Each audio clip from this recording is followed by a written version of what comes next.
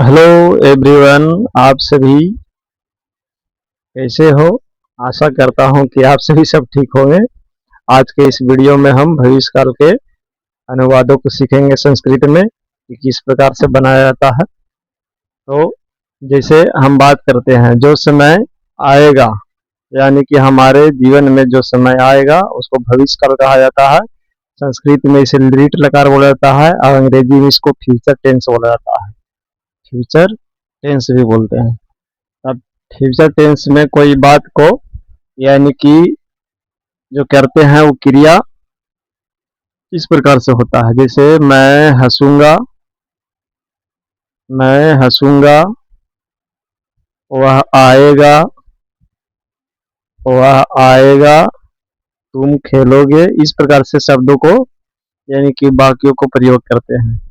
जो समय में आएगा, समय आएगा, उस सबके बातों को हम चर्चा करते हैं। तो इस प्रकार के अनुवादों को आज सीखेंगे कि संस्कृत में कैसे बनाया जाता है। तो सबसे पहले इस जो कतार बने हुए हैं, ऊर्ध्वाधर कतार बने हुए हैं, वर्ग बने हुए हैं, उसको अध्ययन करना होगा। इसके बारे में जानकारी अच्छी तरह से लेना होगा, तभी हम संस्कृत में अनुवाद को बना सकते हैं। तो ये लिट लकार का संस्कृत में जो होता है फार्मूला माना जाता है। इसको हम लोग लकार भी कहते हैं, इसको लकार बोलते हैं। तो संस्कृत में लकार 5 प्रकार के होते हैं। सबसे पहले लट लकार होता है। लट लकार, लट लकार के वर्तमान काल बोला जाता है। दूसरा होता है लिट लकार, लिट लकार को भविष्य काल कहा जाता है, भविष्य काल कहा जाता है। और होता है लड लकार, लड लकार को भूतकाल कहा जाता है। फिर एक होता है लोट लकार, इसको आदेशवाचक यानी आज्ञावाचक लकार कहा जाता है। एक होता है विधिलिंग लकार, जो अनुज्ञा यानी आदेश उद्देश्य देने में प्रयोग किया जाता है। तो संस्कृत में 5 लकार होते हैं। तो इन लकारों को अच्छी तरह से अगर हम सीख लेंगे तो अनुवाद को आराम से बना सकते हैं। कोई सा संस्कृत को शब्द होगा जिसको वाक्य में हम प्रयोग कर सकते हैं। तो सबसे पहले लट लकार को तो हम पहला वीडियो में बना चुके हैं। दूसरा लिट लकार यानी भविष्य काल के बारे में हम सीखेंगे। वही भविष्य काल का ये जो है फार्मूला हो गया। तो सबसे पहले वचन के बारे में समझेंगे। एक वचन क्या होता है। एक वचन में किसी एक वस्तु या व्यक्ति या कोई सा जगह, यानी कि दुनिया का कोई सा पदार्थ अगर एक हो तो उसको एक वचन में बोला जाता है। जैसे एक लड़का है, एक लड़का है, एक लड़की है, एक घर है, सब एक वचन में हो गया। एक घड़ी है, इस प्रकार से एक कुर्सी है, सब एक वचन में आ गया। अगर द्विवचन की बात किया जाए तो द्विवचन, जैसे दो लड़का है, दो लड़के हैं, दो घर हैं, दो कुर्सी है, दो कुत्ते हैं, यानी दो गांव है, ये सब द्विवचन में आ गया। इसको द्विवचन कहा जाता है। बहुवचन में यानी 3 से अधिक हो, 3 हो या 3 से अधिक हो, वो सब बहुवचन कहलाते हैं।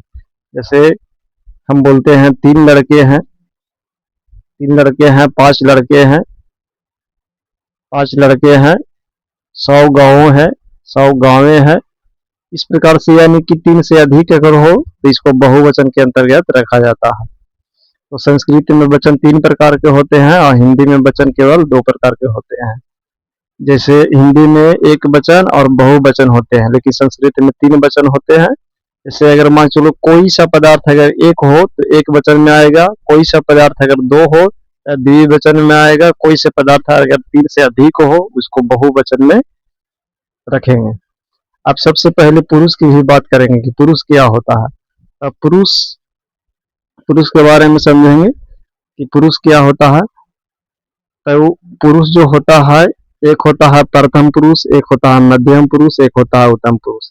तो सबसे पहले समझेंगे कि प्रथम पुरुष क्या होता है। प्रथम पुरुष उसे कहा जाता है कि जिसके बारे में हम कह रहे हैं वो यहाँ पे प्रेजेंट नहीं होता है, यानी हमारे सामने स्थित नहीं होता है, वो सामने मौजूद नहीं होता है, उसको हम प्रथम पुरुष, जैसे हम कोई सा चीजों को, कोई सा पदार्थों को या कोई सा स्थानों व्यक्तियों के बारे में अगर कहते हैं, जैसे वह जा रहा है, अगर किसी हम दूर इशारा से करते हैं, जैसे वह जा रहा है, वह खेल रहा है, वे दोनों आ रहे हैं, वे सब जा रहे हैं, तो ये सब जो हो गया सब प्रथम पुरुष के अंतर्गत आते हैं। तो ऐसे बोला जाता है कि जिसके बारे में कहा जाए वो सुनता नहीं है, जिसके बारे में कहा जाए वो सुनता नहीं है, उसको हम क्या कहते हैं, प्रथम पुरुष। जैसे वह जा रहा है, वह जा रहा है, हम बोल रहे हैं वह जा रहा है, तुम सुन रहे हो, हम बोल रहे हैं तुम सुन रहे हो, लेकिन वह के बारे में जो कह रहे हैं सुन नहीं रहा है, प्रेजेंट नहीं है, इसलिए हो गया ये प्रथम पुरुष में हो गया। तो मतलब वे दोनों जा रहे हैं, वे दोनों जा रहे हैं, तो इस प्रकार से हो गया। तो ये सब जो हो गया सब प्रथम पुरुष में, यानी कि जिसके बारे में कहा जाए वो सुनता नहीं है, उसको हम प्रथम पुरुष कहते हैं, उसको हम प्रथम पुरुष कहते हैं। इसे अन पुरुष भी कहा जाता है, इसे अन पुरुष के अंतर्गत भी रखा जाता है। अब जो हो गया अब मध्यम पुरुष के बारे में, सुनने वालों को मध्यम पुरुष कहते हैं। जैसे तुम सुन रहे हो, तुम सुन रहे हो, तुम हंस रहे हो, यानी कि तुम्हारे बारे में अगर हम बोलेंगे तो तुम जरूर सुन रहे हो। तो ये सब सुनने वालों को जो होता है मध्यम पुरुष कहा जाता है। सुनने वालों को, सुनने वालों को मध्यम पुरुष कहा जाता है। जैसे तुम दोनों, तुम सब, यानी कुछ भी बोलेंगे तो तुम जरूर सुन रहे हो, तुम दोनों सुन रहे हो, तुम सब खेल रहे हो, तुम सब हंस रहे हो, यानी कि तुम्हारे कान में आवाज जा रही है। तो इस प्रकार से इसको मध्यम पुरुष कहेंगे। अंग्रेजी में इसको सेकेंड पर्सन कहते हैं, इसको फर्स्ट पर्सन कहते हैं और इसको थर्ड पर्सन कहते हैं। अब देखो, अब उत्तम पुरुष हो गया। उत्तम पुरुष की बात कही जाए तो बोलने वालों को उत्तम पुरुष कहा जाता है। जैसे मैं बोल रहा हूँ, हम दोनों बोल रहे हैं, हम सब खेल रहे हैं, हमारे साथ में दो चार को और रहेंगे तो बोलेंगे कि हम सब बोल रहे हैं, हम सब पढ़ रहे हैं, हम सब खेल रहे हैं। ये सब हो गया उत्तम पुरुष में। उत्तम पुरुष की बात समझाइए। अब इस दोनों को रटना होगा। ये सब प्रत्यय होते हैं, संस्कृत के प्रत्यय होते हैं जो शब्द के अंत में जोड़े जाते हैं। इसमें साफ हो गया है, इसे लिख देते हैं श्यामी, ये हो गया इश्यावा, ये हो गया इश्यामा। तो इस सब को शब्द के अंत में लगाने से, जैसे मान के चलो कोई सा शब्द हो गया, जैसे पढ़ूंगा लिखना है, अगर लिखना है कि पढ़ूंगा, मैं पढ़ूंगा, कैसे बना सकते हैं? तो इस दोनों जो घर हैं उसकी चर्चा मतलब बढ़िया से समझ लेंगे तभी हम बना सकते हैं। जैसे मान के चलिए इसका फॉर्मूला जो होता है, एक वचन में इसियती होता है, इसियता होता है, इसियंती होता है। इसको याद करने का तरीका इस प्रकार से, इसियती, इसियता, इसियंती, इसियसी, इसियथा, इसियाथा, विसर्ग नहीं होता है, इसियामी, इसियावा, इसियामा, इस प्रकार से होता है। इसको याद करने के लिए स, तौ, ते, त्वम, युवाम, युवम, अहम, अवम, वयम बोल सकते हैं। तो स का मतलब संस्कृत में वह होता है और सा का मतलब वह होता है लड़के के लिए। सा का मतलब वह होता है लड़के के लिए, सा का मतलब लड़का के लिए हो गया। तो मतलब वे दोनों हो गया, ते मतलब वे सब हो गया, तो मतलब तुम हो गया, युवम का मतलब तुम दोनों हो गया, युवम का मतलब तुम सब हो गया, हम का मतलब मैं हो गया, अवाम का मतलब हम दोनों हो गया, व्यायाम का मतलब हम सब हो गया। इस प्रकार से हम समझ लेंगे। इसको याद करने के लिए इसियती, इसियता, इसियंती, इसियसी, इसियथा, इसियथा, इसियामी, इसियावा, इसियामा, इस प्रकार से हम बोल सकते हैं। अब इस दोनों के सहारे हम बना सकते हैं। और हमारे पास एक धातु होना चाहिए, धातु होना चाहिए। तो धातु क्या होता है? तो क्रिया के मूल शब्द को धातु कहा जाता है। क्रिया के मूल शब्द को धातु कहा जाता है, धातु कहा जाता है, कहा जाता है। तो क्रिया यानी काम, काम के जो मूल शब्द हो गया। तो काम के मूल शब्द क्या होता है? जैसे हम लोग बोलते हैं चल, हंस, दौड़, खेल, इस प्रकार से क्रिया का ये सब मूल शब्द हो गया। लेकिन संस्कृत में जो होते हैं वो सब अलग अलग होते हैं। चल का मतलब चलना होता है, धाव मतलब दौड़ना होता है, क्रीड मतलब खेलना होता है, और अर्च मतलब पूजा करना होता है, इसका मतलब चलना होता है। हस मतलब हंसना हो गया। धाव मतलब दौड़ना हो गया। क्रीड मतलब खेलना हो गया। अर्च मतलब पूजा करना हो गया, और नींद मतलब सोना हो गया। इस प्रकार से शब्द होते हैं, जिसको हम चर्चा बढ़िया से करेंगे। अगर मान चलिए ये सब धातु अगर याद रहेगा तो हम आराम से संस्कृत में अनुवाद बना सकते हैं। तो सबसे पहले बनाते हैं। इसको बनाने के लिए हम प्रयोग करते हैं। जैसे लिखते हैं कि मैं दौड़ूंगा, मैं दौड़ूंगा, मैं दौड़ूंगा। तो किस प्रकार से बना सकते हैं? तो सबसे पहले मैं का शब्दार्थ होना चाहिए। तो मैं का शब्दार्थ सुनते हैं तो यहाँ है अहम मतलब मैं। तो इसको सब पहले लिख लेते हैं। यहाँ लिखते हैं अहम, लिखिए। अब इसके अनुसार वचन वचन मिलाना होगा। तो इसके सामने एक वचन आ गया, इधर से उत्तम पुरुष हो गया। उसी प्रकार से इस घर में आएंगे, इधर से एक वचन में आएंगे, इधर से उत्तम पुरुष में आएगा। तो सबसे पहले दौड़ने का संस्कृत लिखना होगा। तो धाव का मतलब दौड़ना हो गया, धाव का मतलब दौड़ना हो गया। अब इधर से अहम जो था, अहम जो था इधर से मिला लेंगे एक वचन, और इधर से उत्तम पुरुष था तो उसी प्रकार से इसमें आएंगे, इसमें एक वचन और उत्तम पुरुष। इसियामी आ रहा था, इसके अनुसार इसमें लिख देंगे, ई के बदले फायर लगा देंगे और इसियामी लिख देंगे। अहम धावी श्यामी, इसका मतलब हो गया मैं पढ़ूंगा। फिर से हम लिखते हैं हम सब, हम सब जाएंगे, हम सब जाएंगे।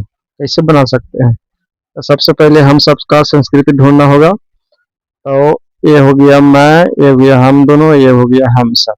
व्यायाम का मतलब हम सब। तो लिखते हैं व्यायाम मतलब हम सब। आप जाना के मैंने दे हैं, तो गच्छ मतलब संस्कृत में जाना होता है। गच्छ मतलब क्या होता है? जाना होता है। यहाँ लिखेंगे गच्छ मतलब जाना, यहाँ लिख लेते हैं गच्छ। इसमें प्रत्यय लगाना होगा। तो ये व्यायाम का जो घर होगा उसी अनुसार इसमें से लगेगा, तो इसको मिलाना होगा। इधर से हो गया बहुवचन और इधर से हो गया उत्तम पुरुष। तो इधर से हो गया बहुवचन, इधर से हो गया उत्तम पुरुष। श्याम माता, ई के बदले इधर से पाय लगा देंगे और बाकी जो शब्द है उसको लिख देंगे गच्छी श्यामा। इस प्रकार से बन गया हम सब जाएंगे। अब लिखेंगे तुम दोनों, तुम दोनों हंसोगे, तुम दोनों हंसोगे। कैसे बनाना होगा? तो सबसे पहले तुम दोनों का संस्कृत देखना होगा। तो ये हो गया तुम और ये हो गया तुम दोनों, तो इसका युवाम हो गया। तो युवाम यहाँ पे लिख लेते हैं, युवाम लिखेंगे, युवाम हो गया तुम दोनों। अब हंसना के मैंने लिखेंगे, तो हंसना के संस्कृत में हंस होता है। अब इसको मिलाना होगा। युवाम का घर जो हो गया, इधर से हो गया द्विवचन, इधर से हो गया मध्यम पुरुष। इधर से हो गया द्विवचन, इधर से हो गया मध्यम पुरुष। स्यथा होगा, हसी स्यथा। इस प्रकार से संस्कृत में बना सकते हैं। फिर से लिखेंगे, लिखते हैं, लिखते हैं वे सब आएंगे, वे सब आएंगे। कैसे बनाना होगा? तो सबसे पहले वे सब का शब्दार्थ ढूंढना होगा। तो ये हो गया वे सब, ए का मतलब वे सब। तो यहाँ लिखते हैं ते मतलब वे सब।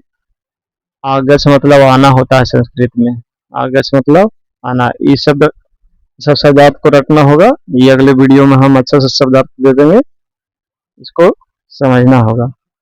अब इसका घर को मिलाएंगे। ते का मतलब ये सब होता है, तो ते हो गया बहुवचन में, इधर से हो गया प्रथम पुरुष। उसी प्रकार से ये बहुवचन हो गया, इधर से हो गया प्रथम पुरुष। तो इसमें लिखा हुआ है श्यान्ति, तो ई के बदले यहाँ पे ई लगा देंगे और श्यान्ति लिख देंगे, श्यान्ति हो गया। इस प्रकार से बन गया। इस प्रकार से हम शब्दार्थ को आराम से संस्कृत में अनुवाद बना सकते हैं। इसको रखने के लिए कुछ नहीं है, वचन को दर्शा देना है। एक वचन, द्विवचन, बहुवचन, प्रथम पुरुष, मध्यम पुरुष, सप्तम पुरुष, ये सब ज्यादा नहीं रखना होता है। इसमें भी उसी प्रकार से लिख लेना होगा, एक वचन, द्विवचन, बहुवचन, प्रथम पुरुष, मध्यम पुरुष, उत्तम पुरुष। फिर उसी प्रकार से इसको रटना होगा, इष्यति, इष्यंत, इष्यता, इष्यंती, इष्यसि, इष्यथा, इष्यथा, इष्यामि, इष्यावा, इष्यामा। बार बार इसको रिपीट करेंगे तो याद हो जाएगा। इष्यति, इष्यता, इष्यंती, इष्यसि, इष्यथा, इष्यथा, इष्यामि, इष्यावा, इष्यामा। उसी प्रकार से इसको रटना होगा, स, तौ, ते, त्वम, युवाम, इगम, अहम, अवम, वयम। इस प्रकार से रटेंगे तो जल्दी से याद हो जाएगा, इसको रटने की जरूरत नहीं है, सब बीच को रटना होगा, तब याद हो जाएगा। अब ये सब भी रटना होगा कुछ कुछ, चल, हस, धाव मतलब दौड़ना, क्रीड मतलब खेलना, और सब बहुत से शब्द होते हैं जो अगला वीडियो में हम दे देंगे। अगर मान चलो आप लोग को दिया जाए बनाने के लिए, तो कैसे बनाएंगे? अगर मान चलो लिखेंगे हम सब पढ़ेंगे, हम सब पढ़ेंगे, कैसे बनाएंगे? तो सबसे पहले हम सब के शब्दार्थ ढूंढना होगा। हम सब हो गया, तो हम सब हो गया, ये हो गया। व्यायाम मतलब हम सब, यहाँ लिखेंगे व्यायाम, व्यायाम। अब पढ़ना के मीनिंग देखेंगे, तो पढ़ना का शब्दार्थ जो होता है, पाठ मतलब पढ़ना होता है, पाठ मतलब पढ़ना होता है। यहाँ पे लिख लेंगे पाठ मतलब पढ़ना। और इसको घर को मिलाना होगा, व्यायाम कहाँ से आया? तब व्यायाम आया बहुवचन से, इधर से उत्तम पुरुष, तो उसी प्रकार से ये बहुवचन हो गया, इधर से उत्तम पुरुष। श्यामा हो गया, तो ये क्या बदला, इसे लिख दिया और श्यामा लिख दिया, मतलब हो गया हम सब पढ़ेंगे। इस प्रकार से संस्कृत में हम अनुवाद बना सकते हैं।